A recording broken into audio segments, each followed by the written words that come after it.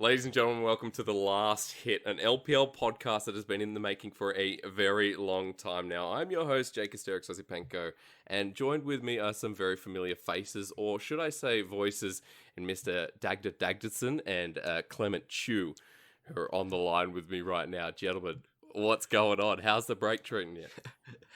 I'm fine, man. Like, just chilling. Currently not in Shanghai for this period of time, but we can't wait until the LPL finally makes a return. I just like that you've added on a little bit extra to my name there. Dagda. What was it? Dagda Dagda. Dagda Dagdason. More I don't impressed know, you could man. say It's been that. so long. It's been so long since I've seen you. I've forgotten your first and last name. It's fine. easy with good. Clement. Clement's it's just his casting name is Clement Chu. That's his full name.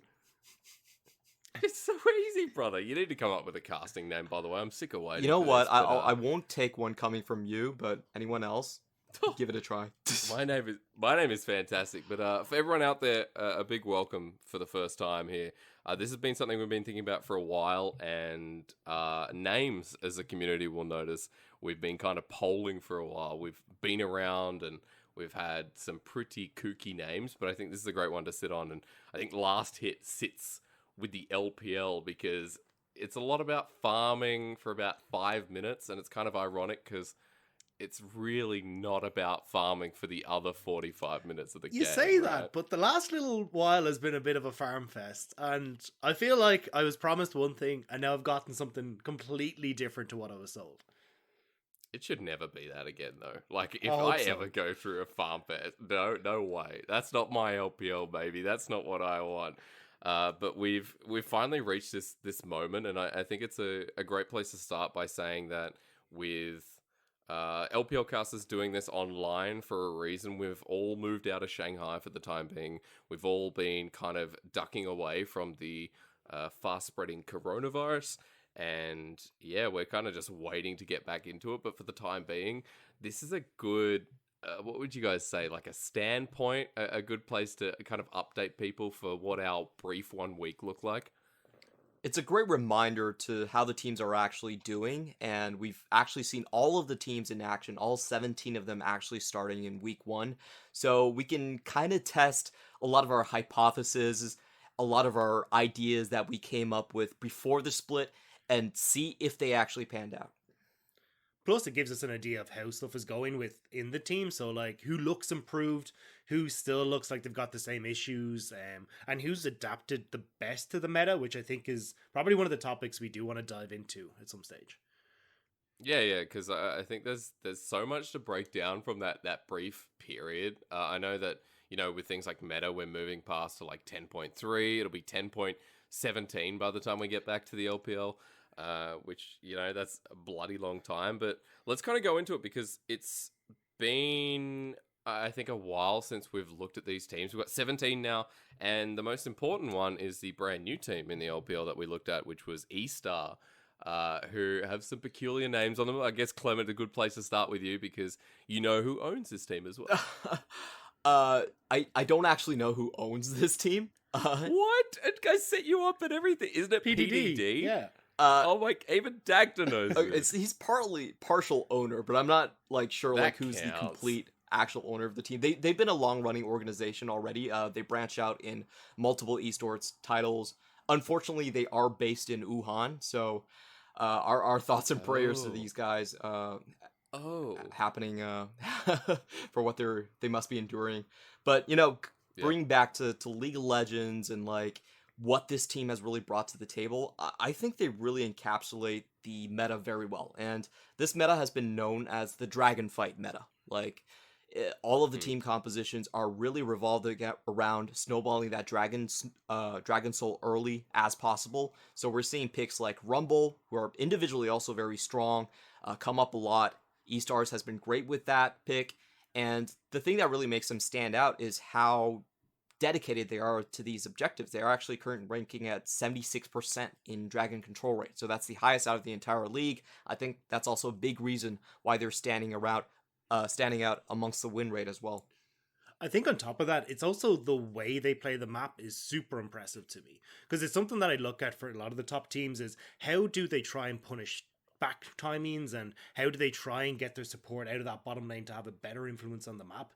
And this is a team that does it incredibly well. Chelsea is always getting out of lane early. They've got Wink playing by himself in the bottom lane for quite a bit, but it means that they have control across the map, and oftentimes they just find that one moment where they can sneak away Dragon, and they don't even have to go for the fight, but they can start that snowball rolling. I mean, this is a good starting point, because I know we are going to be talking a lot about the first week and our first impressions. Were rosters performing as expected?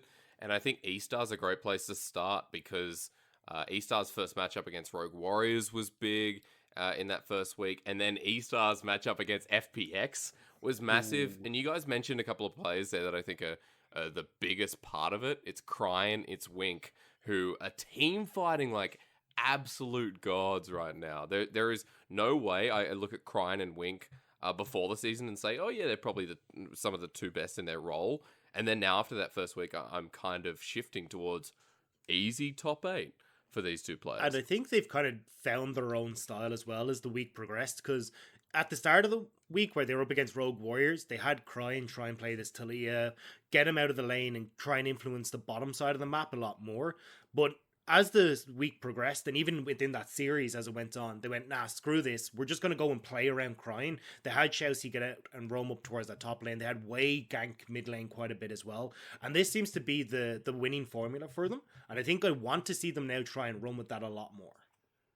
Yeah, I to me, we have to break down the entirety of Estars and just kind of go. They're the newest team in the LPL, so they have Xiaobai in the top lane, formerly from RNG. He was I think probably from their B team, and then you have Wei from Young Miracles, Crying also coming from previously from RNG, and then Wink also previously from RNG, sitting behind the bench. Actually had a little bit of playtime in 2018, and Xiaoxi, of course, coming over from Flash Wolves. So that's a general picture. You have guys from Young Miracles, you have guys from RNG, established organizations, YM junglers. Don't forget they've got Lucky as well. Lucky's the coach. This is the Season 3 World Finalist for RNG as well. So they've got someone with a lot of veterancy at the reins here.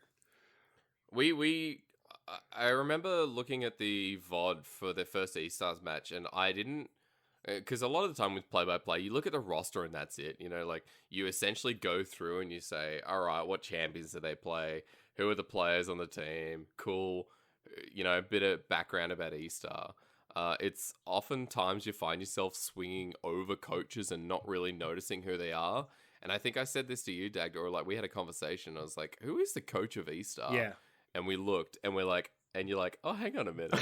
Actually, that's familiar. Lucky hasn't been around. He hasn't played for like 5 years. He hasn't actually been involved with an organization for like 5 years. And he's just made a grand return to an LPL team.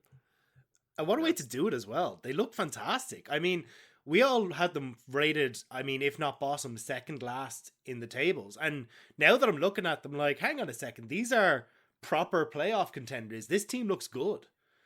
Because no one's seen them play before. That's the biggest issue with this team. Like, the meme was Wink named himself, look at me 1v5 in solo queue. And everyone was looking at that. I'm like, damn, like, he's the only announced player on this roster. They're getting everything together at the very last second. This can't actually work out.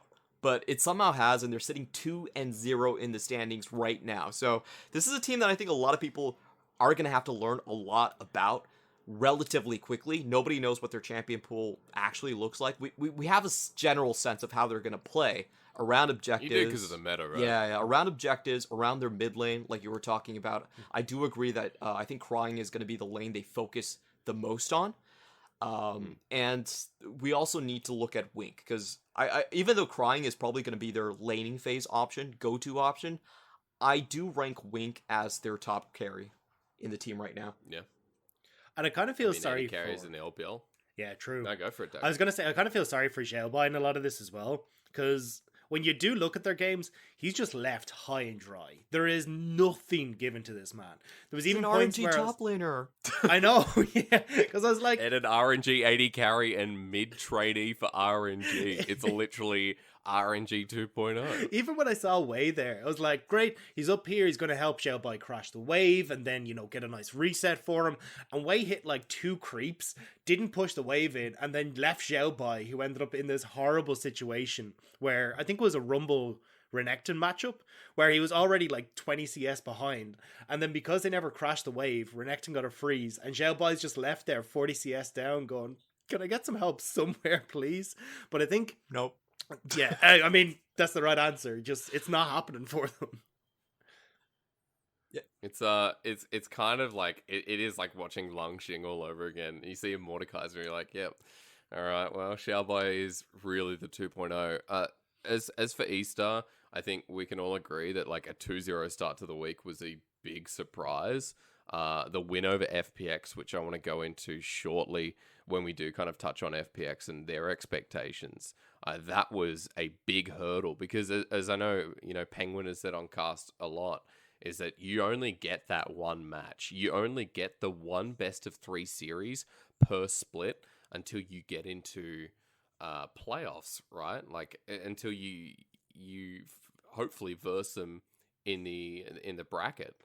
And that's why a win over FPX was just so impactful, and it has actually set Estars up to be a top 8 team, in my opinion. That's one win a lot of teams are not going to be able to claw back. So it puts them in a very solid position against the lower half of the bracket. It's basically what it means. Yeah. I do think, though, Estar did show that they have weaknesses, though. I mean, we can praise them, I think, and they definitely deserve it. But we did see when they were up against FPX that if you do try and punish through Xiaobai in the top lane, you are capable of doing it. And if you have Wei on champions like the Kiana and stuff, where he can't have an influence in the early stages of the game, they look a lot shakier compared to their very dominant wins in some cases. Of course. Some of the kinks in the armor. Honestly, this is one of those teams that I am not going into the hype all the way into playoff territory. I think there's still 2 big questions for me, and those are, like, they only play through one lane basically in the early game. They're actually a pretty slow starting team if you look at their stats in general. They leave all of their last pick, counter picks for Crying in that mid lane. They do play around him a lot, but if you're looking at where their waves are in the top and the bot lane, a lot of the times they're actually getting pushed in a little bit more. So I'm still hanging on to this thought that they're going to be very good in a meta where it's all about team fighting, it's all about grouping up in the 5v5. But if it ever breaks down and goes back more into the laning phase, more into a tempo style of game, then they could have a bit of turbulence. Xiaoxi also terrifies me. Xiaoxi just, you never know what you're going to get with him. So it's like, his Tam Kench looked amazing where he's saving Crying on his rise. I was like, this guy is a god. And then I see him on Leona, and I'm like, where in the name of God is this man going? Zenith's blades are going right, left, and center. He was like that whatever we in hit, Flash Wolves we're as well. taking. Yeah. That's a very consistent You did performance. not rate him in the LMS comment. I know you. But look, I mean, that's the second LMS support to come over. And to be fair, Sword Art, I think, looks better here than he has in Flash. Well, okay, I say that with a pinch of salt. So Xiaoxi has the potential to do better as well. Yeah, but I just want to go over stat lines for Wink. I've been hyping this guy up. I think he's the real deal. You saw in the first series, FPX triple banned this guy. Actually, that was Puff. They double banned him. But his stat line, plus 850 gold at 15 minutes. He has a 10.0 KDA at 15. This guy plays really, really safe. He's hard to gank. He's hard to catch out. And he's always dishing out damage in those team fights. I actually think he's one of the better Aphelioses that we've seen so far. And he's going to be a big reason why they're going to be able to dominate in this meta. Okay. Well, look, I see the confidence in E-Stars. I like that you guys are kind of sitting and waiting as well. But we talked a lot about Wink and Crying, so we'll leave it there for E-Star. That's the newest team in the LPL. Let's go into I guess one of the most important matches and some of the most important teams, starting from top to bottom. We need to talk about FPX because their series against IG did not look characteristic of the 2019 champions, of the team that destroyed Invictus Gaming 3-1 in the semi-finals at Worlds as well. What are your thoughts? Are FPX in trouble? Like, what are they looking like at the moment with their reforged top lane? So I actually like Con, but go on ahead, Clement. Oh no, I was going to say the same thing, but I think there's clear moments where you give like a Shacking a Fool award to Khan, where he's like flashing out of team fights and missing 2 kills. And there's obviously synergy issues still remaining on the team. But for me, the most worrisome thing about FPX is actually their bot lane. Because if you look at the number of bans that they're throwing at opponent, 80 carries, triple banning Puff, double banning Wink, this is a real problem for them. And it really comes down to lacking early game options. If you look at the way FPX played in Summer Split, their best option was the 4v2 tower dive. And they have not been able to get a single 4v2 tower dive this entire time. And a huge issue here is because the AD carry pool is so pinched right now. Like, with the alcoves in, you can't really push the wave without winning the 2v2 at the same time. Like, you have to be able to win the 2v2 to get the push off, where that wasn't really the case in Summer. In Summer Split, they were just going Varus, they were going Caitlyn, they were going Lucian, and they were just pushing against meta champions like Xayah and Kai'Sa, and making sure the wave was in position to dive. But right now, with Aphelios, with Misfortune, with Senna, all in their lane, I think LWX is getting a little bit exposed right now, because they don't have a solid grasp onto the bot lane, and everything is slowing down from that point. I would love to see LWX and Crisp kind of return to what made them so strong, which was like the Kai'Sa Rakan, which was you mentioned it there before, like the Caitlyn Morgana lane they popularized in the LPL because it was so damn oppressive, and everyone knows the combination, like how annoying this lane can be.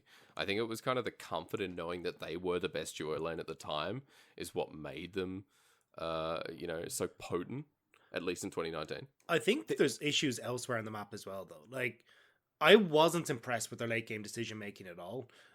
Tien was in weird places. Like, he tried to go and help out Khan in the bottom lane and then just gave over a free Baron at one point. He's been like, the only time that I've ever looked at this team and gone, okay, cool, they're doing something right, is when Khan is 1v5ing on Fiora.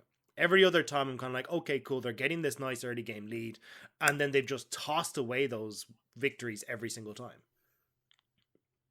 That's kind of the thing about FPX, though, which is the way I think FPX views it is, if we fix our early game issues, our late game isn't that important. And if you look in the past compared to some of the better team fighting teams, better late game teams, I don't think you count FPX as one of them. Like 2017 WE, 2018 RNG, FPX doesn't actually rank there. Their strengths are not in the team fight. They're not really in the late game decision making. They're a team that is based around the idea of a bruiser mid and heavily snowballing the early game. So they're running into a meta where, on average, for the LPL, it's currently 33 minutes of game time.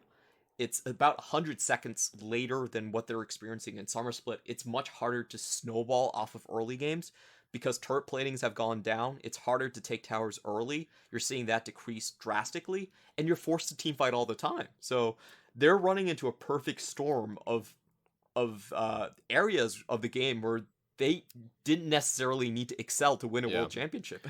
I know on that point as well. I remember you and I, Clement, were talking about this at the end of the year with FPX, is like with the bulwark you were talking about, with the more members down by the turret, that kind of hurt FPX in a very severe way.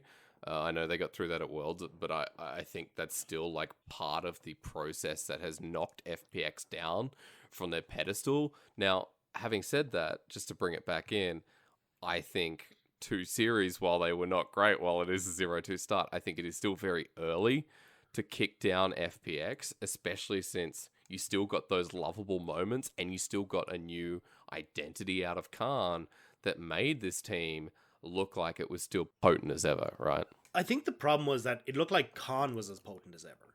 I think that was what was the big upset for me, where, yeah, they were getting rolling in the early game, but positioning on the map, and especially the one that broke it for me was watching their first game against IG, where they went for this Elder Dragon that had just spawned, and they decided to start it up when they had 2 super minions that they could have just waited and a wave to crash in on the top side of the map.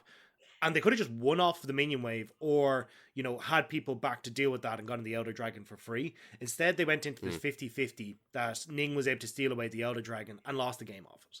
So these aren't things that are, particularly high level. These are kind of your basic map plays, and they're still failing at them.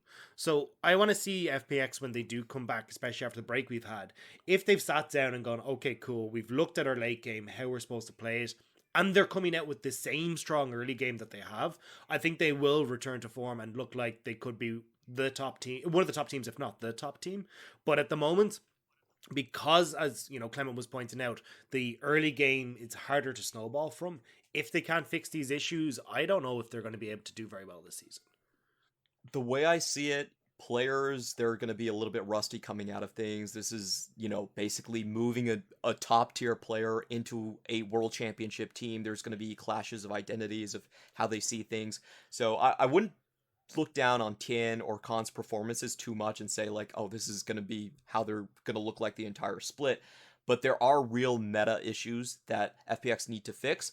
And I'm excited for them because this means that we're going to see a world champion team have to evolve, step out of their comfort zone to actually keep up with the other members. And it's quite rare that you actually get to see that. Like FPX are a great team for other organizations to actually learn from and copy. They're this one punch man where if you're good enough at one phase of the game, you can kind of ignore some other parts. Get away with the rest. Yes, exactly. Yeah. So if you're building a team, you have to copy FPX. I'm really excited for them. Well, look, I kind of like, because we do have to move forward because we've got a lot of teams to talk about. But before we do, I just want to get your thoughts. Finally, a quick look at Khan versus Gimgoon. Now, Gimgoon hasn't played at all since coming back for the week 1.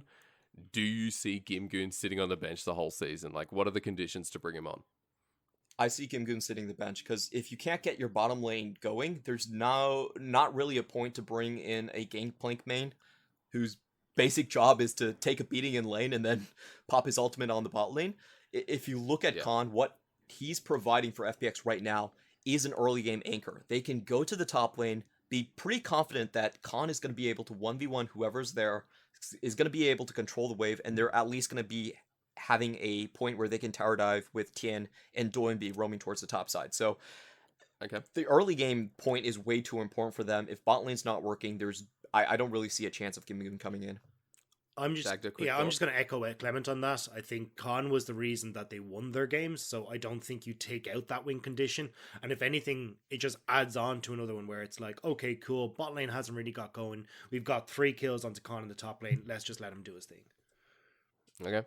All right. Well, my thought, because I don't have to just be the host. I can be an analyst here as well. My thought with Gimgoon, especially with like Gangplank and his global picks, was the fact that the bottom lane always succeeded because Gimgoon was so aware of positioning and like the play in the bottom lane, that there was really good communication and he could play weak side of the map well. I guess that we'll kind of just wait and see how FPX like play more around Khan. What does it look like in the long term, as Clement and Dagda said? What does the meta look like and how do they evolve? How do they show they are that world champion team? We'll go forward because on the other side of the coin and the other side of this series, the first one, in fact, was Invictus Gaming and IG winning out over FPX. IG at the moment, I would say, are looking bloody fantastic. Because Puff and Southwind, ladies and gentlemen, from Vici Gaming in 2019, look, better than Jackie Love? I think so. Why not? Better than Bowland? For sure. Absolutely for sure. Dude, Southwind is much better than Bowland. Bowland went off a cliff. Southwind played Rakan and jumped up. I agree with you. I completely agree with you. My biggest worry for IG was that they were going to be a messier team without their main shot caller and Jackie Love. And I don't think that's the case. I was really worried at that. So they came from Vici, which was a 15th place team in the LPL. And that lane itself was okay, but their mid-game transition were terrible. And I think Southwind was partly to blame for a lot of the shot calling mistakes and just getting caught out constantly. But we actually haven't seen that happen in IG. The veterans in, ironically, Rookie and the Shy have been able to keep them pretty organized. So the new guys are just had the new duo, I should say, rather than the new Puff, have just been a solid upgrade over their original bot lane in Jackie Love and Balan. So yeah, they're looking better than ever. And I love that they're giving Puff Sorry, I love that they're giving Puff champions that he can actually carry on. Like, his Varus looks absolutely insane, and I like that they're going towards that direction rather than some teams that are going, oh yeah, we're just going to put you on like Misfortune Duty, which is great for that early to mid game, but you lack that late game damage. Whereas they're perfectly happy to go, no, we know the Puff is going to carry us. He's going to do the work. Let's just stick him on something that can actually carry that mid to late game. I mean, look, the champion pool for Puff has been probably larger than any other 80 carry as well. Like, he pulls out the Varus. I think, I'm not sure if we saw an Ashe. Maybe I've just been watching too much LCK. You're watching Mystic. But yeah, I'm watching Mystic, and it's pulling off on me. But to me, Puff just screams out that this guy is, like, confident. It feels like Mystic in his prime, which is actually a great reference point. It feels like Mystic in his prime. Feels like Jackie Love, 2018 Worlds, 2019 Spring. It just, there's good signs of life for this bottom lane, and you have to remember that this has been a duo that's been together now for, I think, 3 to 4 years. 2017 LSPL Spring is, I believe, when they got together, and that they stuck together, right? They moved teams, but they stayed together, much like the days of like Sword Art and Maple in the LMS. Yeah, they're definitely a long-standing duo, and I want to add up to the point about IG having Puff.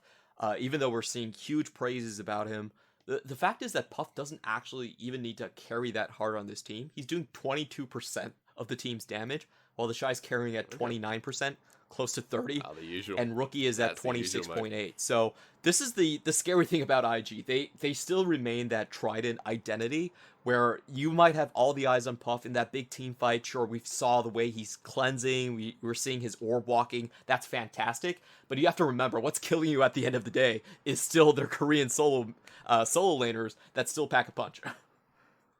And I think as well, they've kind of fallen down, at least in my head, to the Qiyana trap that I'm kind of looking at it. Because Ning ended up on Qiyana several of their games, and I haven't been convinced by Qiyana, at least in the LPL. I think you give over way too much control to the enemy jungler to start things off. And we could see that against FPX, who were already a strong early game team. They just wiped the floor with them early because they knew, okay, well, Qiyana's not going to be able to do anything for the first 15 minutes because she loses to Lee Sin, she loses to Jarvan. We're all happy as we can be. I think now that she's out of the meta, I think we'll actually see a stronger early game from Invictus Gaming because Ning can actually have an impact on the map. You really don't like Qiyana. I don't. She's a 38% win rate. She's bad. It doesn't matter. But what is she in lane? The thing is, you're all banking on this massive wombo combo later. If it happens, you look fantastic. You look absolutely godlike, and the pick looks amazing. But in the early stages of the game, you just give over complete control, and I'm not a fan of it. I will say though that in 2019, the end of 2019, and I expect we'll see it as a pocket pick from Rookie, that his Qiyana has looked immaculate. I think he was one of the first ones to bring it out in the LPL, and I don't mind it mid. I like it mid. I don't like it jungle. I agree with you. Jungle. The jungle is poop now. And I'm not a fan. I'm happy it's gone. And it's nice that we'll actually see junglers face off against each other instead of one playing scared and trying to hide under their mother's skirt the whole time. Yeah, right. Okay. Well, look, you don't like Qiyana. That's fair enough. I like that you guys, apart from that, delved into Puff and Southwind with me, that we kind of went on this journey because they are the eyes for IG. We'll leave IG there because their success continues. It's more about the consistency that we've talked about with people like Ning and whether they're going to play Lei Yan, a discussion for another day. Let's move on to what was kind of the next matchup, which was BLG and Vici Gaming. Let's start with BLG because there's 2 new solo laners. Kuro is gone.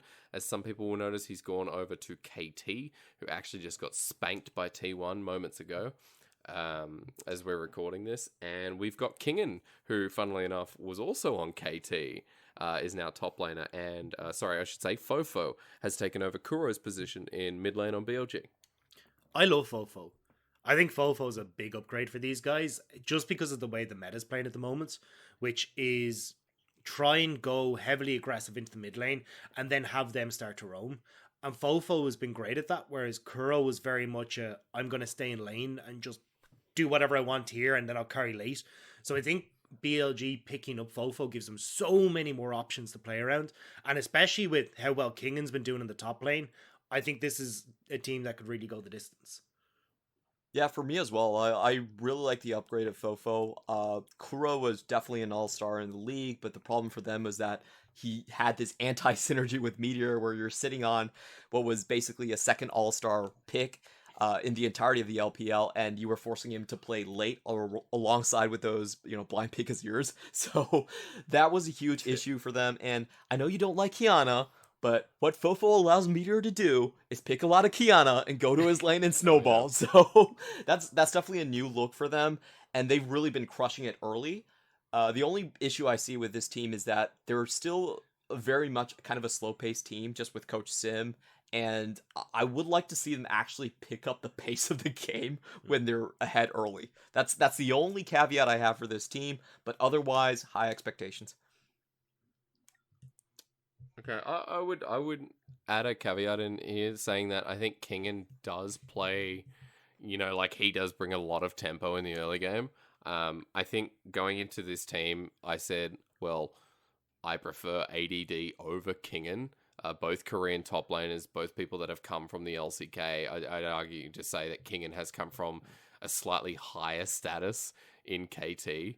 But for Kingan, he has just fit into this team really well. And even though FoFo, you're right, is a massive upgrade in the mid lane, I'm now starting to think that with the same champion pool as ADD, Kingan is by far the better top laner. Yeah, I'd agree massively. I think Kingan, and we've even seen solo kills come out from this guy. Like, he just looks incredibly strong on picks like Gangplank. He looks great on split pushers. He can play team fight well. I mean, I don't think there's any world where ADD could try and slot back into this team. I think Kingan just is overall the better version. And I think as well, I hope he gets a couple of games. I think it's like Gimgoon. I hope that he kind of comes through and like plays couple, because ADD still had a ripper of a year. But you're right, Kingan does look better. Sorry, I want to give a shout out though to the way Meteor and Shinmo play together as well, because these guys are like joined at the hip the entire way through early to mid game, and they look really strong as a result. It's enabling Meteor to go for these aggressive plays, and I think why, kind of Clement, you're talking about the Kiana, why the Kiana does look better, is that they're always in a numbers advantage whenever they play, because Jinmo has just abandoned Jin Jiao down in the bot lane to go towards mid to help get jungle vision, and they look really strong as a result. So I think BLG are a team that, similar to Estar, are moving their support around the map and making the most of it to get early control, and as a result they're getting the victories. Yeah, the way they play is they have a very clear identity of being a topside focused team this split. In the past, it wasn't really this case. All of their lanes were playing pretty passive. They had very low forward percentages. And this time it's completely different. You have FoFo and Kingan just going haywire, knowing that Meteor is going to be around that sector of the map. And on the other hand, what I loved about Jinjiao and Shimo is that they're willing to play super, super defensive. Just always bringing the cleanse, a cleanse heal, barrier heal, whatever, just to stick through that lane. And sometimes have Shimo actually amplify the effect of Meteor when he's going into that top side. Yeah, I see this team being very close to like Invictus Gaming in the sense of strength of their solo lanes. I'm quite surprised that for BLG, like, this is, their ability to play around Meteor hasn't really changed with the new two solo laners as well. I think Meteor is still by far top 3 jungler in LPL. There is no situation he's bumping where down 10 as of week 1. Yeah, as of week 1, yeah, Tier gets smacked down. I will ask you guys though, for BLG, I said this last year and I still sit on it. Do you think BLG are the smartest team in the LPL just purely by macro, like, I guess, I don't know, thinking in team I'd fights, agree. if that's even... Yeah, I think so. I mean, in their game against RNG, they're almost always trading up when it came to towers because they were using the Rift Herald. They realized in game 1 as well that, look, we don't actually have to do anything here. We're the ones that scale better. We can just sit and farm up. And that it ended up being a bit of a miserable game to watch for a viewer because it just went till 50 minutes or whatever it was. But BLG knew what their game plan was going into it, and they always stick to it. The only problem I have sometimes is that they're a bit overcautious as a result.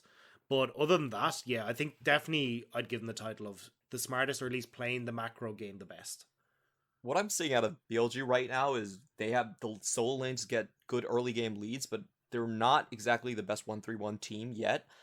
They can get very good leads on FoFo. They can get them on Kingen, but I don't think they collapse well, and I don't actually think they get enough turret chip, and that's why their games drag on for a very, very long time. They'll get in this phase where they're just basically keeping a 4-1 pattern, and they might force like one TP out of a team, but they won't like push the Baron hard enough.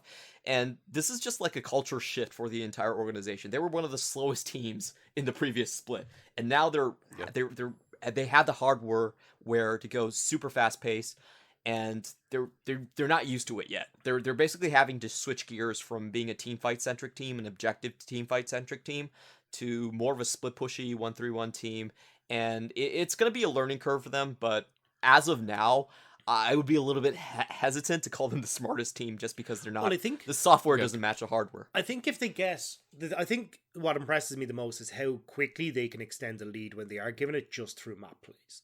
So when we saw in game 3 versus RNG, like Xiaolongbao spent about 30 to 35 seconds in mid lane trying to get a gank off. And Meteor just went, cool, if you're going to do that, here I'm going to take this camp, this camp, this camp. I'm going to look fantastic on Nocturne. He had a full minute on his level 6 over Xiaolongbao and then just ran across the map killing everything. We saw the same in game 1 versus Vici Gaming, where they had a failed gank in mid, and again Meteor was just like, cool, I'm going to take everything. Then they got the Rift Herald and they were pushing in super early towards those inhibitor turrets. Like, this is a team that once they get a small advantage, and a lot of it is stemming from Meteor, they can push very quickly and snowball that lead. So I think if they can keep doing that, they look fantastic. And the caveat to that is, if they don't get a lead or nothing really happens, like we saw against RNG, well, then they tend to stagnate and just not really do a huge amount. I mean, I think we saw, just talking about nerves, and just quickly before we do go on to Vici, is that in game 2 against, Vici Gaming, we saw a lot of like BLG at stagnating a little bit. Got to the late game and then they built up their lead again. And just to reiterate on what Clement said, that it looks like, maybe not the smartest team just yet. Kingen throws a lead. BLG take Baron over Elder, which in this meta, Elder is so much more important. So I think we keep an eye on BLG for now. And I'm going to say that with 16 out of the 16 teams, but especially because BLG I still put highly in rankings.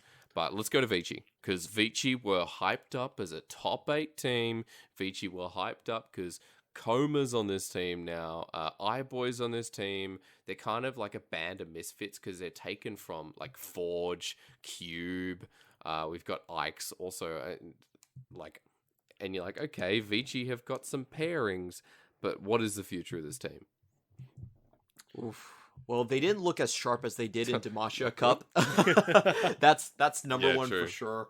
And which doesn't make sense, but yeah. Yeah, it's Demacia Cup always has that effect where you kind of have the teams that want it more just pop up and show up better.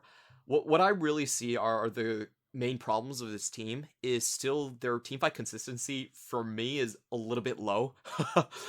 They have a lot of situations where Forge is out of position, where iBoy is out of position. They do not look coordinated, do they? No, they don't. They look like Muppets, no offense, but holy moly, I have not, like, LGD and Vici right now, I think teamfight the same, like every which way but the right way. That's a pretty good way to put it, honestly. They have great players. I still think Forge is going to come out as one of the better mid laners. We saw that against his absolute thrashing of DMO in that series. But when it comes to playing against higher tier teams where one mistake can cost you the entire game, or you just throw a Baron team fight and that's it, I think they're going to struggle a lot because they're not a clean team yet. They have great players in Cube, in Forge. I think iBoy is still very good in his own laning phase. iBoy it's looks just amazing. It's just the team fight that really worries me a bit. I haven't been convinced fully. I was hoping that Cube, after the Demacia Cup showing, was going to come in and just smash people and would go look fantastic, have these solo kills again on the gangplank that we saw in Demacia Cup. And then he locked in Ornn and missed about 3 ultimates in a row. And I kind of just left scratching my head going, what happened? So this team doesn't look amazing. I think as well the drafts are a bit funky coming in from them. I mean, Forge being put on Jace duty for their first series. We've seen them go towards stuff like the Kaisa, so more kind of later game AD carries and not really following the trend. I think might have been a bit of a strange call and maybe a misread in the meta. So maybe when they come back and they've kind of looked at other regions as well that are following similar trends to LPL and go, okay, no, this is probably the way we should be looking to play this game. Maybe that solves a few issues, but I'm not convinced. I will contrast that by saying that like Forge is the only Jace player at the moment who's still kind of spamming it, and at the moment I don't think Jace is that bad of a pick, especially like when you want mid lane priority, where Forge has in the past really moved into the mid game and taken over maps. I don't disagree with the Jace pick. We are kind of trying to run through this, and because I set a time limit at the original, at the original start of this. Would you believe? I want one more thing about Vici, and I just want you to tell me if, in the first impression, were we wrong? Were we hyping this for because of Kkoma? Is this a summer roster rather than spring? What's your initial thoughts? I think a lot of people were saying that we kind of need to wait to see what Kkoma can do. Like, you don't fix a team overnight, and you certainly don't solve issues within a day. It takes a couple of years. Yeah, right? and I mean, Vici has a lot of players for me that have the potential to be top tier, and they just need a little bit of that guidance. So I'm still waiting to see what Kkoma can do. And I think if anything, this is kind of Kkoma trying to solidify his legacy. So he's going to be up all night trying to see if he can figure out how to improve these. And I think over time, and I think I agree kind of with your point there, Hysterics, is this might be a summer team where it does take the spring split for them to find their identity, find what works, and then solidify that come summer. What I see out of Vici right now is that they're throwing way too many resources in early picks into the mid lane, having it not really work out, and then fumbling the team fights as well.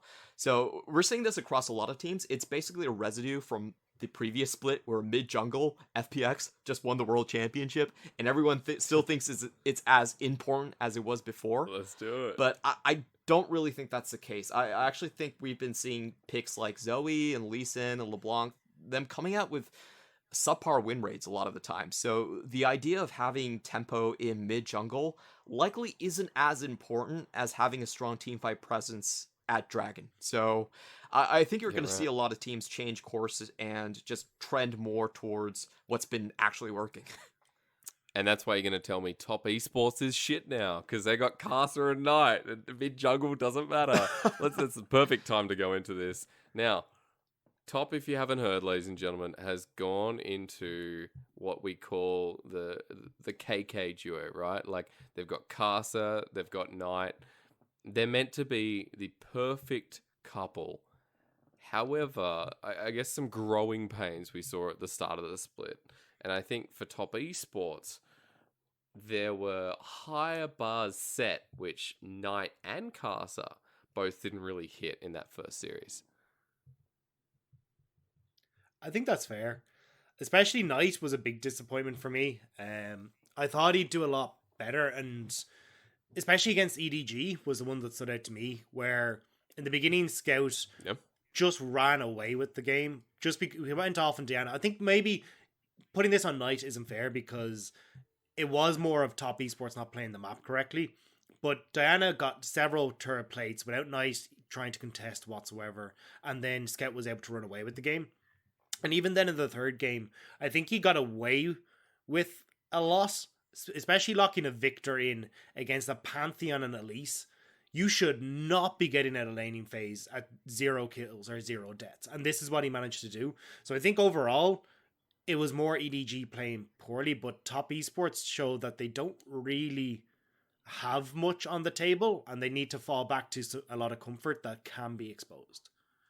Clement, thoughts on the duo? What I'm seeing is that top esports are the ones that are trending more towards being a teamfight focused team. They realize that in today's meta, if you just hug your towers, you're losing 40 less gold to turret plate. It's a meta where you're actually kind of allowed to sit back in lane a little bit more than previous metas. So we're seeing what top esports are trending towards are these teamfight champions for Knight, a very different look for him. Orianna, he's going for Victor, like Dagda just mentioned.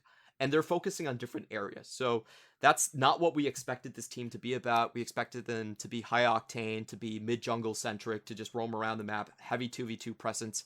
But when that's not going to be the case, I think you're going to see a transition period where they need to re-identify their strengths and wait for their power spikes a little bit. They're not going to look like the same team you had in the past. They're not going to be as dominant as the team that was basically running Jace Aurelia every time in both of their solo lanes and just getting away with it. They're slowing down a lot more. They're Orianna Jace. I'm not Jace. Orianna Victor, and they're going for the Orns and the Mordekaisers more for the team fights. So this is a different look. I will say that the look of top esports as well, remember, changed massively, losing Loken and Ben.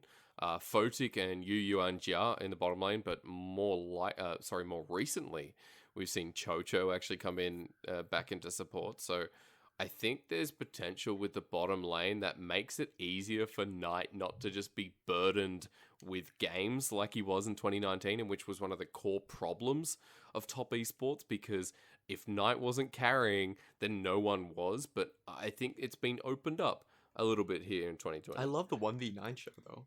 That was great. Yeah, but Knight his back was broken in 2019 summer. He had to win his lane when, in the playoffs, his other two lanes clearly were not capable of doing so. And XX was doing something weird. Yeah. Like, all right, XX, make it harder for me, He had brother. to split push on the Echo. He had to make sure that the Corki was working in the side lane, so they had some map presence. And then he had to deal the most damage on the team. Of course, that was a given. True. That's why he deserved an MVP trophy. This guy literally had to break his back to carry this team, and hopefully that's not going to be the case with the roster they're running right now. I want to go back at least a little bit though to kind of what you said. Hysterics was for Fotic and Chocho. Like, I'm actually not convinced by this bottom lane. I think we've seen a lot of Senna come out for them, which you don't really see a huge amount of. I think they were losing lane in a lot of situations. And even when you look at the damage percentage for these guys, I mean, Folk's at 20%. Like, that is an abysmal rate for an AD carry. And especially with how much damage you see come out from some of the other top AD carries, it's just not cutting it for me. And as well, it feels like Fotic needs to be babysat a little bit. Chocho has to stay down in the bottom lane. And I think that causes issues when we look towards, and which is why I stated as one of the things that I want to look for from top teams, is how they use those desync backs between the support and the AD carry to get the support out on the map to have an impact.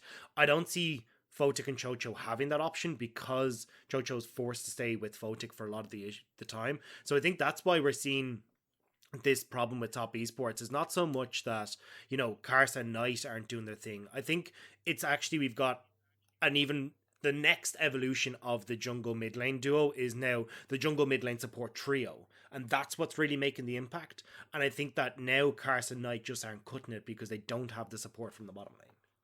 I'll also give a side to that as well, that top esports, their bottom lane is super, super fresh. And Fotic and, Yu and Joe, I mean, even Chocho has never really been a core member.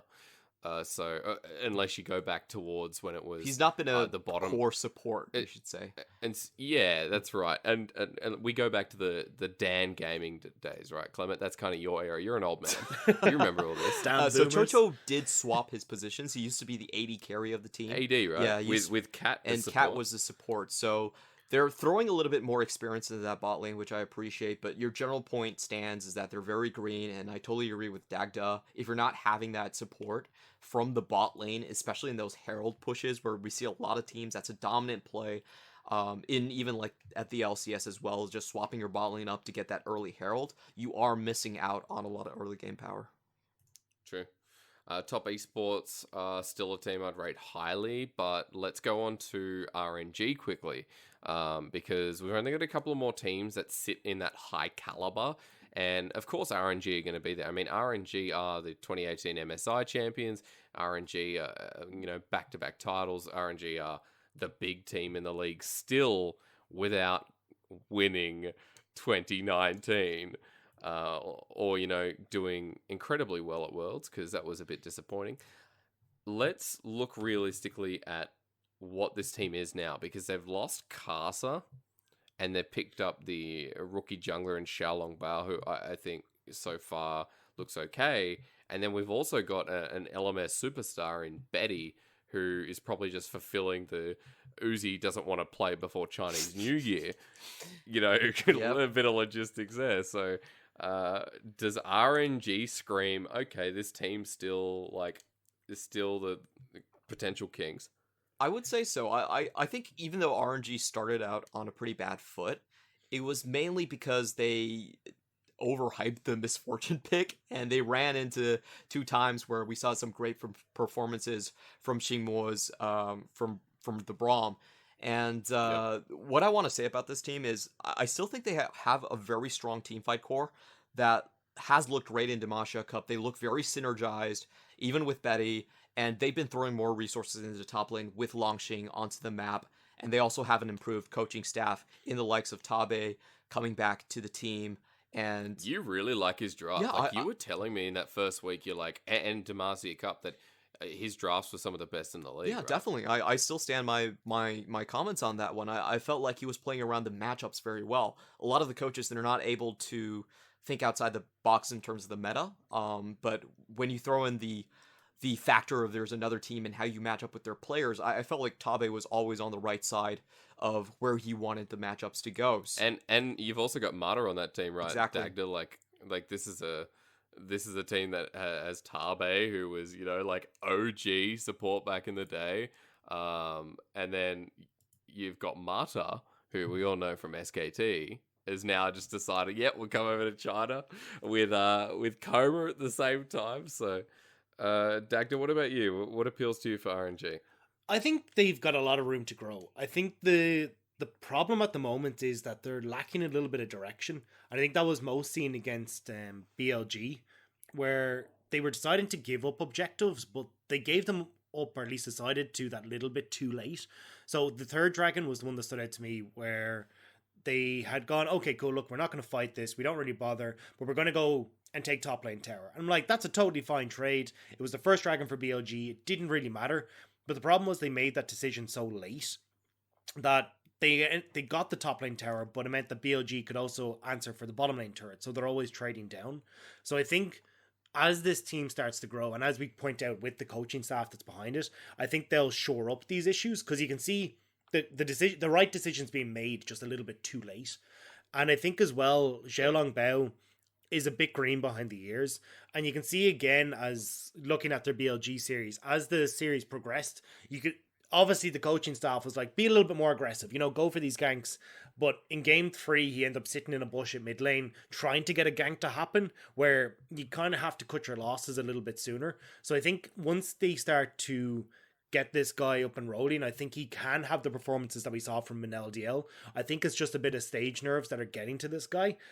But overall, once they bring back Uzi after the Chinese New Year, I think this is definitely a team that will look a lot stronger than what we've seen in that first week. It's always the case with RNG, isn't it? Where before Chinese New Year, you're like, yeah, but this is not really RNG. Exactly. That's what and I then wanna you say. see them after, and you're like, okay, all right, Uzi's back in play. And of course, when we do finally return, we're assuming Uzi will be back with this roster. But it's nice to have Betty, someone who's so stable, and I think is still a very good AD carry, in my opinion, as a backup, because Uzi, as far as I know, has wrist injuries that he's been dealing with for year in, year out. So as a last resort, or as a temporary solution, Betty kind of fills the gap. We do have to keep moving forward, but quickly with RNG, do you kind of look at XLB or Xiaolong Bao? Do you look at him like you look at Meteor? Like, oh, it's only going to be a year before we're putting this guy in the top 4 jungle position? Or do you not get the same vibe? I think he could. I definitely think there's the potential there. It's just a case of, now that he's hit the big leagues, is he capable of still having the confidence to have that performance? Because I think that's what was lacking in their game against BLG, was just the confidence to make the plays and try and go aggressive. Because when he did go, when he was trying to make something happen, it looked amazing. He was able to get some kills. He was able to make some really nice ganks happen. But it's just all a little bit too late. So I think overall, as the year, or even the split progresses, I think we'll be seeing a lot more from this guy. And I think as well, one of the big ones for me that we didn't touch on was Xiaohu. I think Xiaohu looked fantastic. Apart from, I wasn't convinced by the Silas pick, but overall in this series, I was looking for the mid laner of RNG to stand up, and he most certainly did that. Okay. Clement, thoughts? Xiaolong Quickly on Bao the for jungle? me is definitely looking like he can reach that potential. One of the things about rookies Okay. is that they typically don't team fight very well and they're very hesitant to engage. And Xiaolong Bao has displayed that he can take on both roles as being a team fighting frontliner and also knowing when to pick fights. That is something that has come across very difficult for guys like Jie, for a lot of the EDG junglers, to be honest. So I think Xiaolong Bao definitely has potential. The big question, the elephant in the room, has always been, is RNG going to look like they used to once Uzi comes back? That's what everyone has on Yeah. their mind. Are they going to be this hyper focus, bot lane gets all the resources, if top lane's winning, guess what, freeze the wave because Uzi's coming here to pick it up. So that Because you already had issues, right? You already had issues when the top laners like let me, you lost the tie. You lost strength in the top lane, and now you've lost Karsa. So I think that's a very valid question. Will RNG look like they used to? I don't think RNG will look like they did in 2018 MSI. I mean, I think that was a lot of Karsa's doing. yes, And, honestly, Karsa, sorry. this is purely my own guesses, but I think a big part of Karsa looking for other organizations was because he was tied down to bot lane a lot of the times. A lot of the sets that RNG wonder were, why, were yeah. running were actually just like, hey, level 2, gank for the Uzi, and let's see Of how the course. game plays out from there. So that's always been the biggest question for me. I don't really take the BLG series as like a huge loss for me. I still think they're going to be great in team fights, and this is a team fighting meta, so you should see RNG in a good position further on. The question is always, when it comes to playoffs, when it comes to those worlds qualifications, are they still going to be that super 1 point reliant team on the map? Hopefully we get a bit of a faster RNG though. I don't want to see these 50-minute games where no one fights. I mean, that was a very long affair, but we did get the best out of BLG and RNG, I think, in the end as well. So kind of excited to see where RNG go from here. And I know that's normally a cop-out, but especially with the new jungler. Let's go to our last team we're going to talk about, because I was going to mention something about Suning, but Suning looked absolutely poop. And I can say that because you know what? They're actually, I'm pretty sure they're near my house in Shanghai. So if they're watching this, I apologize. Fantastic location, I guess. Let's go to EDG. All right. Now, EDG lost iBoy. That's the biggest news. However, I would also say that for EDG, this team just puts me back to square one. They've got another good AD carry. They've got Hope, who, as Raz put out, believe in hope, or he said something cool about He hope. did it for the memes. He did it for the memes. He said there's always hope. That's what he said. Sorry to misquote you, Raz. There's always hope, and I agree.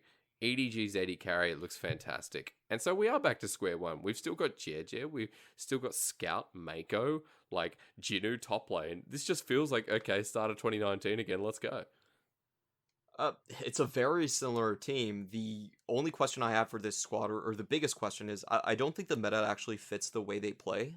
We used to call EDG basically a mid-game tempo team, and what they would do is they play very heavily around their bot side. They made sure they had traps that they could set up around the mid and jungle, and they try to catch you off guard when you were rushing into these objectives. Now, the problem with this meta is that there's a lot of times where you can actually just sit back in lane. You're not going to lose that much just getting chipped down in your own towers. So the strength that they had primarily in Scout and their jungle doesn't really exist. I think that's my biggest worry for them, is that they're going to have a lot of times where they're not actually going to be cracking the early game with Jiji and Scout. In fact, I felt like Jiji actually looked terrible in some of these games. So That's very fair. that's still a huge issue for me. And if they can't shift gears and play around Hope more and have their eyes on that 30-minute team fight where it's more about contesting for Elder Drakes, it's more about looking to prevent Dragon Souls, they're going to have a lot of issues. So I need to see higher consistency from Scout and Jiji, less risky play, and basically slowing down the tempo so Hope gets time to shine. I agree. I think I'd want to see them be a little bit more proactive in the early game as well. Especially, we kind of touched on already, when they're going for picks like the Elise and the Pantheon. This is where you should be able to destroy Knight in lane. I mean, yes, he's got cleanse, but you just gank, get him dead in the dust. And then you can start to go down and help Hope, because you've got this really fed Pantheon, you've got Elise who can set up great plays, and then it becomes an easy game for Edward Gaming to direct themselves through. But instead, we saw them take a step back, not really do anything, and let top esports farm up and get to their late game safely. So EDG overall need to have a look at where they want to play the early game, and if they're going to go for these picks like the Pantheon, that they are making aggressive plays to make the pick work rather than just taking a backseat. At least we get to see Scout's champion pool again. I mean, that was always one of the compliments last year. I know previous years as well. Like, Scout has a very decent champion pool, and he's always got these pocket picks that he can pull up. Now, Pantheon obviously isn't a pocket pick, but Scout is capable of that wow factor in the mid lane, as we saw in the game one, pulling out the Diana, and his mechanics were slick, so it's good to see him in good form.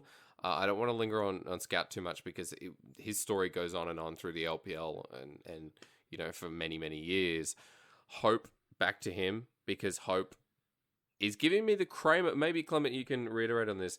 He's giving me the Kramer vibes. He definitely what I saw last year in LGD. And this is why I'm saying that EDG need to rebrand themselves around playing more of a slower late game kind of style. Because if you look at Scout, I think he's still great.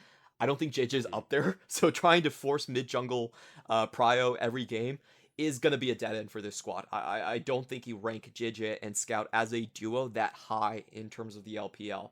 But if you look at Hope, he's where the real deal is at. He's rocking 16.7 KDA, which is the second highest in the league, and he's also carrying this team on 29% damage share.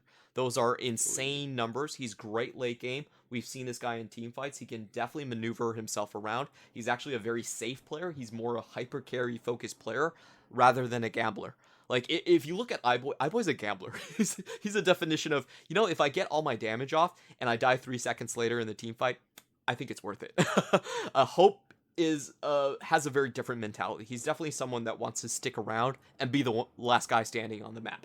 So that's a huge contrast in the way that EDG used to operate. And I think it's going to be an adjustment period where Scout and Jinu have to adjust to that mentality as well. They can't be thinking about, hey, like everyone's just going to take a gamble. We're going to 50-50 it. We're all going to rush in at the same time. I know our AD carry is coming with us, so let's just make this a bang and forget about everything else. Like, EDG were not a good team fighting team after the first 3 seconds of the team fight.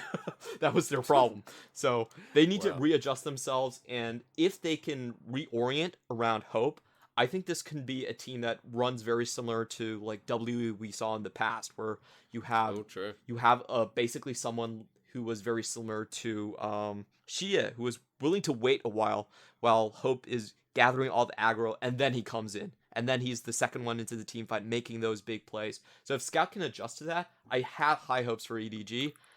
The thing is, EDG has never changed. That's my only question for them. That's why the well-oiled machine is so ambiguous in its meaning, because it's literally like EDG will be EDG, that you can count on. They made some of the least roster changes as well, so EDG are definitely going to be EDG. Just slow it down. Dagda, just as we kind of go off, and before we go into our top 8 rankings that we started at the beginning of the season, your final thoughts on EDG, good sir? I mean, I agree with all that you guys have said. I think Hope looks pretty good. I think they have potential to open up the map in the early stages of the game and try and make that work. I think you've got great leadership there with Meiko as well. I mean, this guy's been on the roster for, 5 years now? So this guy is definitely someone that you can start to build around, and I think this is a team that could make it to playoffs, but they do need to make that mental shift if they want to do it. Okay. There's some good final words on EDG. Now, gentlemen, as we come towards the end of our show, I was going to try and make this a bit fast money round, but there's no need for that.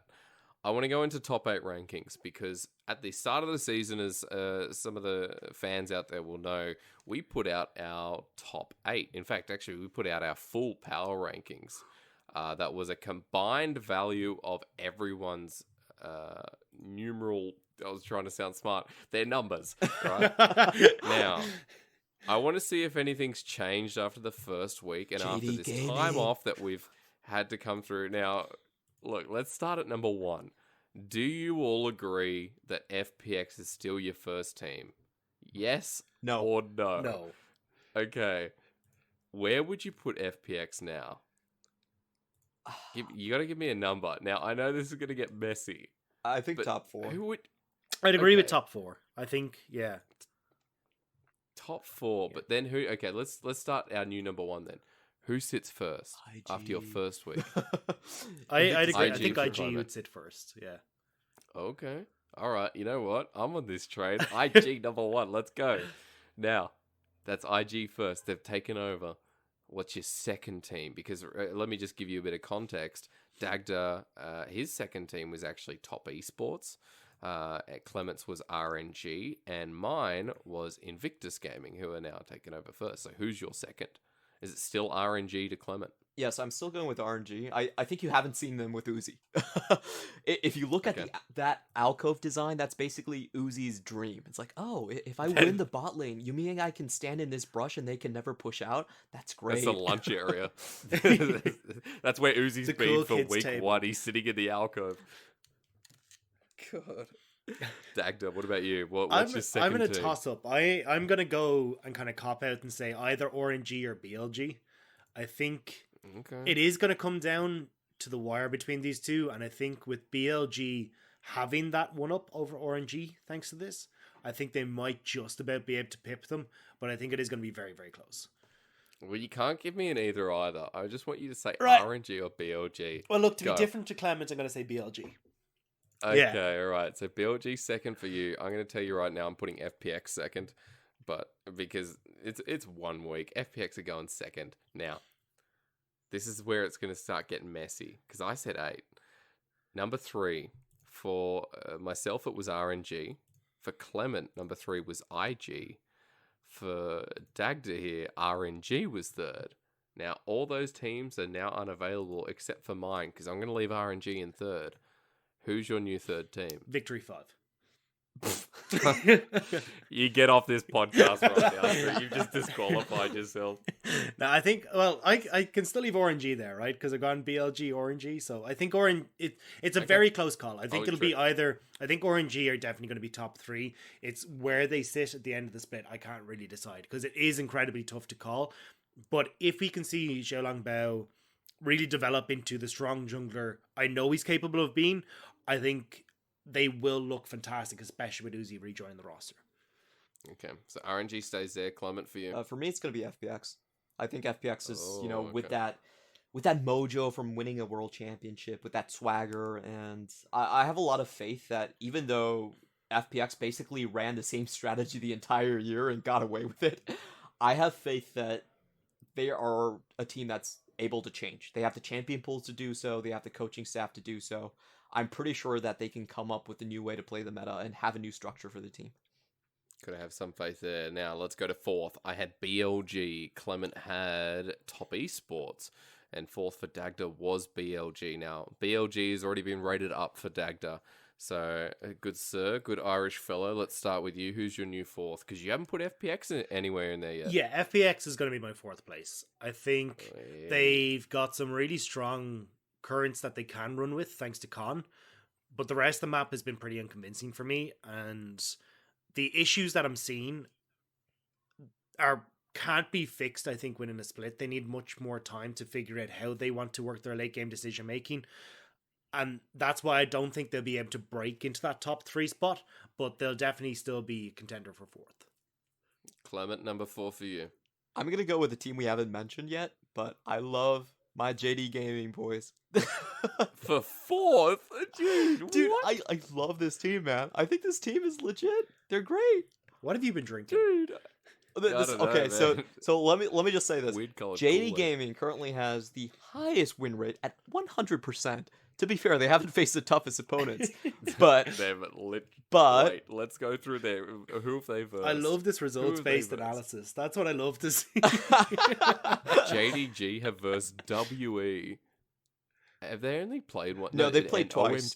WE and OMG, some of the 2 crappest teams in the league. You gotta be joking. You gotta be okay, joking, let Clement. me have my case, okay? Yagao looks rejuvenated. I actually think Yagao is having a better split, and he's improving where he's able to play all these different champions. And with him getting a Q from Doinby, I think this is a team that might actually be like the spiritual successor to what we saw in FPX, because you see FPX moving more towards like the 4-1, let's get Khan involved style. Well, JD Gaming is still, you know what, we're gonna run you down as 5. They're going with the Nautilus mid. They always have a tanky front line, and they're basically preying on the LPL tendency to go like, hey, you know, there's probably only 3 people here. Let's gamble. Let's start a skirmish. And there's always 5 people on JD Gaming's side. And because they're tankier, they're all bruisers. They just run you down and beat you into the ground.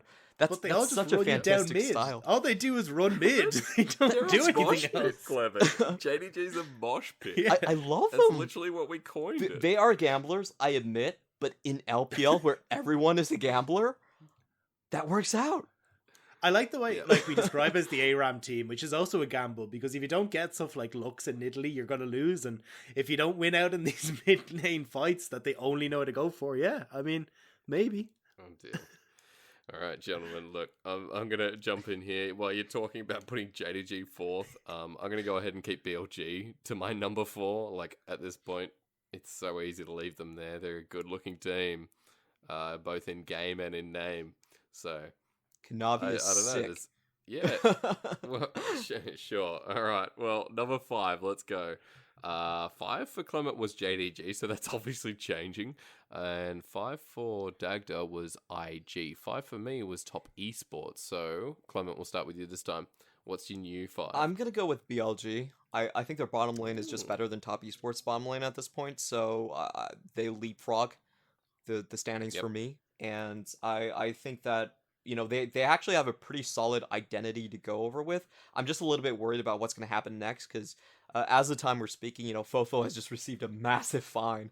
Half of his year's salary is now being taken away, and a lot of it was actually for, you know, kind of trash talking his teammates publicly. So we're going to see how that goes through. I think there's going to be a little bit of drama. I think they're going to have to spend a bit of time retooling themselves toward being a little bit faster. If they can drop their game time from 37 minutes down to 33, I think they're going to be fine. But as of now, there's a lot of uncertainty, and I'm going to keep them at 5th. We're looking for more synergy there than we've seen over the text messages. All right, Dagda, number 5, sir. What is yours? I'm going to go with Top Esports. I was waiting to see how Photic and Chocho would do, or at least their bottom lane would do, as the split went on, and from what I've seen in the first week, I'm not overly convinced by them. So I think this is really going to hurt them, so they'll end up in that 5th place. Okay, well, I have Top Esports for my number 5 as well, but I really just don't want them there. I feel like I feel like I should raise LNG. No, Estar is my number 5. Oh boy, you're missing out. Whoa, Dude, from 16. Nah, I had them at 6. I thought I was going to be the spicy one to put them up. 16 no, to 5th. Yeah. That's what's gonna happen. Estar all the way. You guys are crying, or you're closing your eyes. Some would say you're winking. All right. You really stretched that one, bud. Estar is my 5th. All right, no, the 6th. You talk about spice. EDG was my 6th.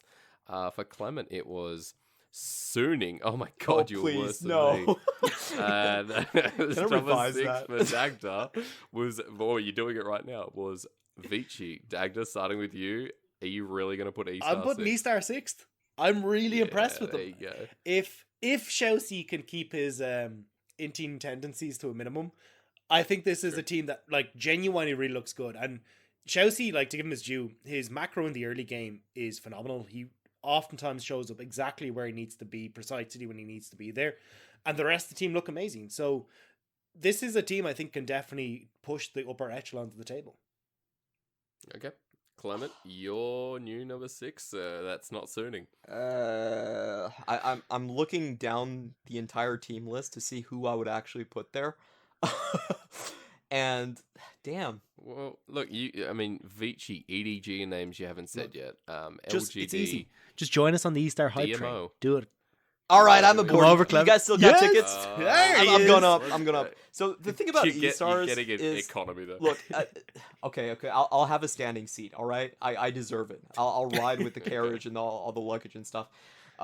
They actually can shot call. That was the most surprising thing to me, because they're coming in as the newest team in the LPL, and they shot call a lot of times. They look crisper than EDG. Like I'm not hesitant in saying that. Like EDG is actually a really shaky shot calling team. So if I factor that in, Yeah, I think they can make 6 because there's a lot of teams that just don't shot call in the LPL, and you can kind of prey on them. And even though you're pretty much a one-lane team early game, you can kind of get away with that in this meta. So, okay, I'll join the train. Oh, good. All right, 7. Let's go. Suning for me was 7, which is a mistake. BLG 7 for Clement, which he can't do, and EDG for Dagda was number 7. Clement, you're up. Where does it go? I'm gonna place EDG here. I still think that Okay. they look pretty strong. Like, their strengths have not waned. It's just retooling. You had them 10th before, so that's a big jump. Yeah, I did because like Vici was taking up those precious slots, and now that I've seen them in action, I can now give them back to EDG. Okay. All right. Okay, so EDG gets a nice pass from Clement. Dagda. Your 7, please. I think I'm gonna go EDG as well. Oh, so it's staying Yeah. there. That's you're the original 7. I know. Yeah, I think Hope looks really good. I think they've got an early game they can build on. It's just a case of getting those tendencies into the team. But yeah, I think this is definitely a squad that should, in theory, be reaching playoffs. Okay, gentlemen, last one. Here it goes. Number 8. For me, it was Vici. For Clement, it was Vici. And for Dagda, it was DMO. Dagda, you're up. Where's that final spot? I think I have to give it to Vici. I still think that this team over the course of the split will improve. I think they just need a little bit of time to find their identity and figure out how the meta is shaping up. I think they should have a better idea when we do come back. So I think Vici will just about eke in ahead of DMO. Okay, Clement, you alright? Oh man, I really want to put Suning there, but since they're not signing Jackie Love anytime soon, and they're playing with Wei Wei in the bot lane, Oh my god. I think I have to go. He's not that bad. He's not that- When you look, put him in the look. LPL with other 80 carries, you're like, where's Kraber at? Where's anyone? He's not that bad, but without Jackie Love, I really can't give them their original placing. Yeah. I made that based on what I was hearing, like, oh, Jackie Love's going to Suning. It's like, oh yeah, of course, slap them I've in heard playoffs. he's going free with pass. RNG in summer. I don't know. There's so many rumors. Yeah, we don't know. He's streaming right now. Unfortunately, he's also stuck in Hubei, so we don't know what's gonna happen. He's not gonna be in any team house for now. So I guess I have to go with Vici again.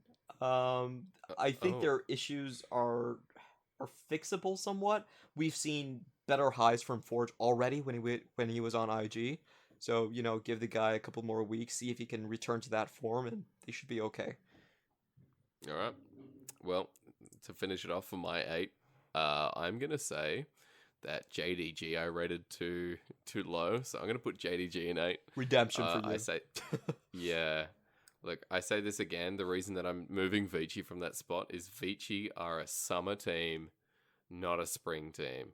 So if we're just looking at power rankings for spring, the first half of the year, Vici will not get close to the top 8, but towards the end of the year, if the coaching's successful, if the development that we expected for this team at first sight finally comes into fruition, then I'm willing to move Vici back into that spot. So I think our top 8 is spicy. All right, for everyone playing along at home, I hope they got their bingo cards and they're writing that down, because I've got numbers all over my screen, and let me tell you, it's just mucked up the whole chart.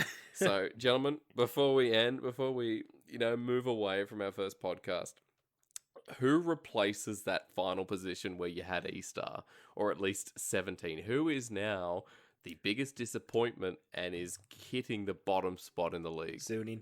For me, it's Suning. Oh, come on, I was man. not impressed No at all way. with Suning. No Not way. yet. Look, just because Angel isn't a Rumble player doesn't mean that they're gonna keep on playing it.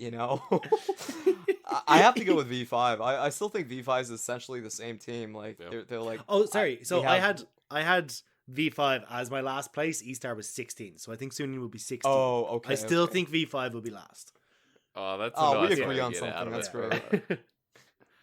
All right, okay. I'm still gonna count that as Suning though. It's like the bottom team. Clement goes V5. Are you sure, Clement? Are you sure they're not gonna make some miracle run? Yeah, I'm pretty sure. Okay, good. Unless I Me get too, Jackie 'cause Love. V5. V5 are getting Jackler. V5 are going to be the bottom place team. I'm glad we can agree on something to end off the podcast. Gentlemen, it's been a pleasure. To everyone out there who's tuning in for the first time, it has also been a pleasure with you. We'll let you know that this is, I guess, a temporary solution.